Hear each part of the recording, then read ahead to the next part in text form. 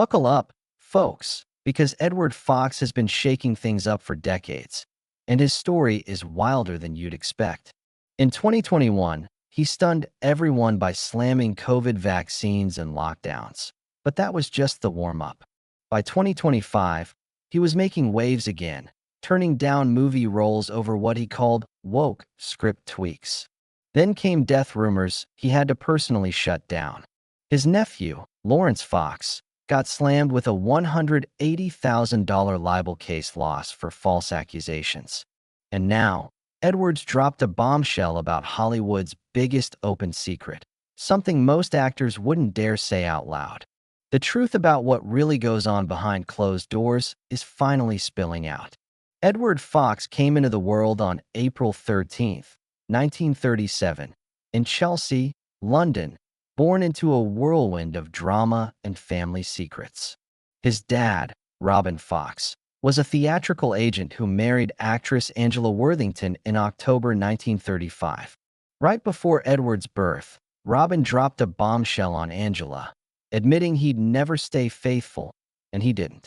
Robin had countless affairs, including a long one with Rosalind Chatto, who gave birth to a son, Daniel, in 1948, with many suspecting Robin was the father. It didn't stop there. Robin even had a scandalous fling with Princess Marina, widow of Prince George, adding a bizarre royal twist to an already tangled family saga. Edward's mom, Angela, was the daughter of famed playwright Frederick Lonsdale, but her birth came with its own shadow. She was born out of wedlock. Lonsdale's plays, like The Lady of Scandal in 1927, mirrored his own family's lies, affairs, and social clashes, the same chaos Edward grew up in. During World War II, the family fled London's bombings for Sussex, where young Edward, still a kid, watched bombs fall, leaving him with nightmares that shaped his quiet, guarded nature. In the early 1950s, at age 13, he enrolled at Harrow School, bombing his entrance exam with a 3% in math, but getting in thanks to his dad's pull. He loved French and German, but found drama classes dull, hating the school's focus on tradition over creativity. Winston Churchill visited twice during his time there, but it didn't impress Edward. He left early in 1955, fed up with the stuffy vibe, and at 18, joined the Army for national service from 1955 to 1957. He aimed to become an officer in the Coldstream Guards, but didn't make it, joining the Loyalist Regiment instead, though some later claimed he did serve in the Coldstream Guards. The military's discipline suited him, despite clashing with his artistic side. After his service ended at 20, he started auditioning.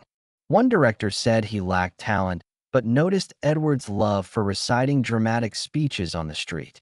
He once lost a Marks and Spencer job for wearing a loud checkered suit, a sign he didn't fit the mold. In 1958, at 21, he joined RADA, the Royal Academy of Dramatic Art, but felt it wasn't helping much, though he cherished voice lessons from Clifford Turner, using those techniques for life. He left RADA in 1959 or 1960, performing in small theaters, buying a striped suit for £47 and 14 shillings from Henry Poole and Company for auditions, and moving into a Sussex cottage called Ovend Inn, where he'd recite speeches to anyone listening. Still unknown, he worked as a waiter in London theaters in the early 1960s to make ends meet, soaking up industry gossip and learning the ropes, vowing never to fall into casting couch traps, though he never saw proof of them. In 1962, he landed uncredited roles in The Mindbenders and The Loneliness of the Long-Distance Runner at 25, scraping by, but pushing forward. That year, a Paris trip changed everything. He discovered the French New Wave, watching films by François Truffaut that made him rethink the kind of actor he wanted to be. Back in London, he took on more roles. His big break came on February 14, 1963, as an understudy for his brother James in The Importance of Being Earnest at Wyndham's Theatre. Things got messy when, on March 5th, the brothers clashed over a line delivery, nearly derailing the production. The director saw Edward's intensity, but the fight led to a two-day standoff, with producer H.M. Tennant stepping in. Edward performed once on April 20th as Algernon, earning praise despite the backstage drama, but agents labeled him unprofessional, briefly blacklisting him. When the play ended on May 15th, he'd gained some notice but kept grinding. He'd tried film earlier, appearing as an extra in The Loneliness of the Long-Distance Runner, filmed from June 4th to August 12th, 1961, but released in 1964 uncredited. On July 10th, 1961, director Tony Richardson rejected him for a bigger role, saying he looked too posh. Edward adapted, studying method acting, shadowing runners and workers from August 15th, and losing 12 pounds to look grittier. On September 3rd, he improvised a line during filming, earning a shout from Richardson to stick to extras. The film premiered September 27th, 1962, and the rejection stung, fueling him until 1965. He earned just 50 pounds for the role. By 1967, he landed a TV role in the Wednesday play on October 18th, playing a military officer hiding his sexuality in the order, inspired by the 1962 Vassall case. Aired 3 months after Britain decriminalized homosexuality on July 27th. It drew 120 complaints by October 20th, with threats like one on October 22nd saying he should be hurt. Edward prepared by meeting Soho activists from September 5th, but the role sparked family rifts, with some relatives cutting ties on November 1st. Despite censors cutting 3 minutes on October 15th, it drew 8 million viewers, landing him 15 new offers by December, though he battled anxiety into the next year. In 1969, he played a military aide in Oh, What a Lovely War, filming from January 6th at Brighton Pier. On February 20th, he clashed with director Richard Attenborough over stronger anti-war lines, halting filming for 4 hours and nearly getting fired. They reconciled in 1977, but it hurt his career temporarily. That year, he played pilot Archie in Battle of Britain, released September 15th, 1969, filmed from April 1st to July 20th at Duxford. Meeting veterans like Douglas Bader, who lost 23 friends in 1940, and learning on June 10th that 103 RAF pilots died in months, gave him nightmares 3 nights a week. Bad weather stretched his 6-week contract to 11 months. In 1971, he played Viscount Trimingham in The Go-Between, a scarred aristocrat, filmed in Norfolk. Premiering May 13th at Cannes, it won the Palme d'Or, and Edward nabbed a BAFTA for Best Supporting Actor on March 23, 1972. Tabloids spun July 1970 rumors of an affair with co-star Julie Christie, 30, while he was 34 and married to Tracy Reed since 1958, alleging kisses between takes. Edward denied it on August 5th in a BBC interview, but the gossip caused tension. In 1973, he played a chilling assassin in The Day of the Jackal, training with a .22 rifle and ex-mercenaries in Paris for 60 hours from August 1972. MI5 monitored him, visiting the Vienna set on September 15th, worried about his terror tactics knowledge. On October 3rd, he received a bullet and a note from Marseille saying, "Stop digging or join the targets," from a fired extra, halting filming for 2 days at a $45,000 cost. Released May 16, 1973, the $8 million film earned $16 million, with Edward's 120-day shoot across 3 countries, including mastering a sniper rifle in under 90 seconds. In 1978, he played King Edward VIII in Edward and Mrs. Simpson, airing November 8th to December 20th, depicting the king's abdication for Wallis Simpson on December 10th, 1936. Royalists raged, with 200 protesters at Elstree Studios on October 15th, calling him a traitor to the crown. The Monarchist League sent 1,500 letters to stop the show, and 5 were arrested on October 17th. Filming paused 3 days, costing $20,000. Parliament debated it on December 5th, citing omitted Nazi ties. Edward defended it, saying, "History demands truth." Each episode drew 12 million viewers. In 1979, he played Dr. Hendricks in The Cat and the Canary, filmed March 5th to June 20th in Purford. Co-stars Honor Blackman and Olivia Hussey clashed over the script, with Hussey walking off on May 15th, halting filming for a week and raising costs from $750,000 to $1.1 million, including $80,000 in overtime. Edward mediated on May 22nd, meeting them for 3 hours to reshape scenes, resuming by May 25th. Released November 1st, it earned $2.5 million, with disputes over lesbian undertones in a scene Hussey demanded 10 rewrites for. Edward later said he saved it by quoting Shakespeare.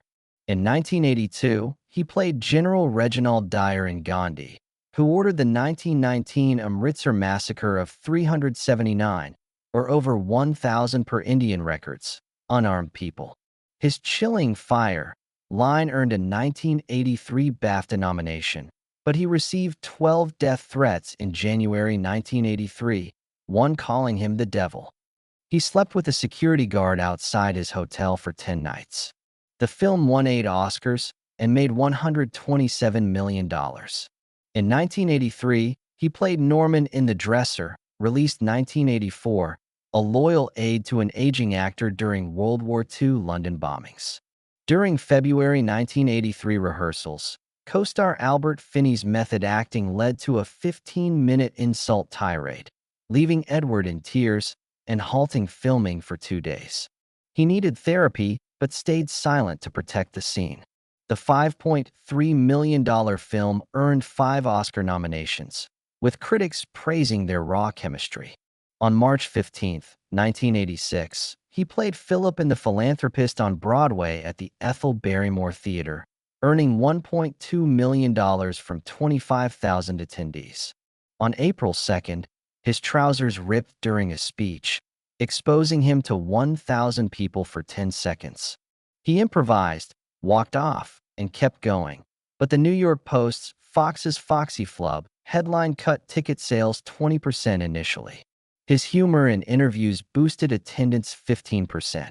In 1983, he played M in Never Say Never Again, a non-Eon Bond film with Sean Connery, earning $160 million on October 7th. Tensions flared when director Irvin Kershner favored Connery's vision, leading Edward to walk off on April 15th, shouting, "I'm not a puppet," costing $200,000 over 2 days. Connery calmed him, and his M became iconic. In 1989, he played a British officer in Return from the River Kwai, filmed January 15th to May 20th in Thailand's jungles. On March 10th, mosquito bites gave him severe malaria, with a 104 degrees Fahrenheit fever, hospitalizing him for 18 days in Bangkok and delaying filming 5 weeks, costing $1.2 million. The $4.5 million film won a BAFTA for sound, with his haunted performance lauded. In 1991, he played Prince John in A British Robin Hood, released May 13th with a $15 million budget, overshadowed by Kevin Costner's $390 million version. Reshoots for accuracy cut 12 minutes of his scenes, based on Magna Carta betrayals. In 1996, he played Archie in September, aired December 8th, a love triangle with a suicide plot hitting close to home after his parents' 1951 divorce. Debates over the suicide scene's graphic nature delayed release 3 months, drawing 4.2 million viewers. In 2002, he played Lane in The Importance of Being Earnest, released May 17th, demanding $500,000 but settling for $350,000 plus profits after delaying filming 6 weeks. The $15 million film made $18 million. From 2000 to 2005, he played Lord Kilwillie in Monarch of the Glen for 24 episodes, sparking controversy in Season 3 when Kilwillie proposed to Widow Molly, prompting 1,500 complaint letters and a 2-week filming pause. The show averaged 7 million viewers. In 2010, his one-man show Sand in the Sandwiches about poet John Betjeman toured the UK, earning a 2017 Theatre Royal Haymarket run. In 2013, he joined Doctor Who audio dramas amid BBC crackdowns on fan content, caught in a tense fan storm. In 2015, he performed in Elegy, Rachmaninoff, A Heart in Exile with pianist Lucy Parham, reading Rachmaninoff's letters to haunting music at St. John's Smith Square. In 2018, he and son Freddie Fox played father and son in An Ideal Husband, their chemistry stealing the show. In 2019, he did poetry readings to defend British cultural values amid nephew Lawrence's anti-woke crusade. Edward married Tracy Reed in 1958 at 17. They divorced in 1961 but stayed friends, with daughter Lucy Arabella Fox becoming Viscountess Gormanston. Tracy died in 2012 at 70. Edward began dating Joanna David in 1971, marrying in July 2004 after 33 years, with children Amelia and Freddie. Joanna survived 1993 brain surgery and supports charities. In January 2024, Lawrence lost a $180,000 libel case for falsely calling two men pedophiles, drawing unwanted family attention. In 2021, Edward questioned COVID vaccines and lockdowns, clashing with most British actors. In 2025, at 88, he protested in Wareham on February 1st to save a railway crossing for 860 daily users, gaining 2,500 petition signatures. On October 18th, at the Purbeck Film Festival, he admitted nepotism's role in his family's success, saying their name opened doors. He revealed turning down films over woke script changes that altered characters, calling cancel culture inhuman and stupid. Social media death rumors in 2025 forced him to confirm he was alive, blaming reduced appearances and Lawrence's controversies. Through poetry, protests, and bold choices, Edward, at 88, keeps picking roles that matter, speaking out, and proving a life in the spotlight doesn't dull what's real.